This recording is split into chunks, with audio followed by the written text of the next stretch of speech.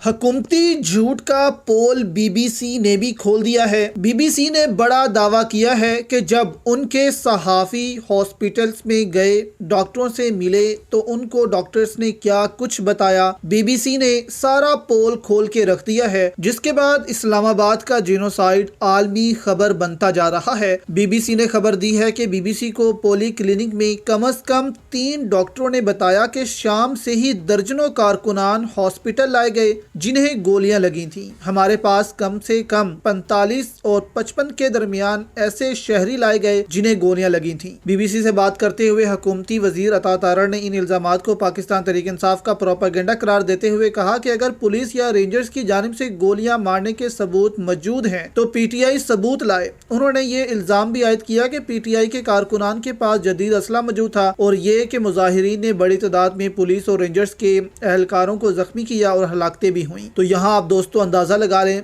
कि बीबीसी के सहाफ़ी खुद वहाँ पर मौजूद थे जिन्होंने ये मनाजिर देखे, लेकिन हुकूमती वजीर उन्हीं बीबीसी के सहाफ़ियों के सामने कह रहे हैं कि ये तो प्रोपेगेंडा है, जबकि सहाफ़ी का कहना था कि मेरे कानों से वो सारी चीखें ख़त्म ही नहीं हो रही। पोली क्लिनिक में ऐसे ही एक जख्मी के साथ उनकी अहलिया समिया भी मौजूद थी, जो मंगल की शब जिना एवेन्यू पर पेश आने वाले वाक़े की यानी शाहिद भी थी। सिर्फ चीखें थी, बस सिर्फ चीखें थी। हर बंदा अपनी जान बचाने के लिए भाग रहा था। ये रात 9 बजे के करीब वो लम्हा था जब समिया को अचानक फायरिंग की आवाज आई और फिर हर तरफ चीखो पुकार शुरू हो गई। वो जना एवेन्यू पर इसी फ्लाईओवर के नीचे गाड़ी में बैठी अपने शोहर की मुंतजिर थी, जो चंद मिनट पहले पाकिस्तान तहरीक इंसाफ के जलसे में शिरकत के लिए पहुंचे थे। मैंने सोचा ये आंसू गैस की शेलिंग वाली फायरिंग होगी। लोग भाग रहे थे, फिर मुझे अपने शोहर नजर आए। वो दोनों हाथ सड़क पर रखे घुटनों के बल ऐसे बैठे थे। मैं उनकी तरफ भागी, हर तरफ फायरिंग हो रही थी। जब समिया बीबीसी को ये बता रही थी तो वो उनकी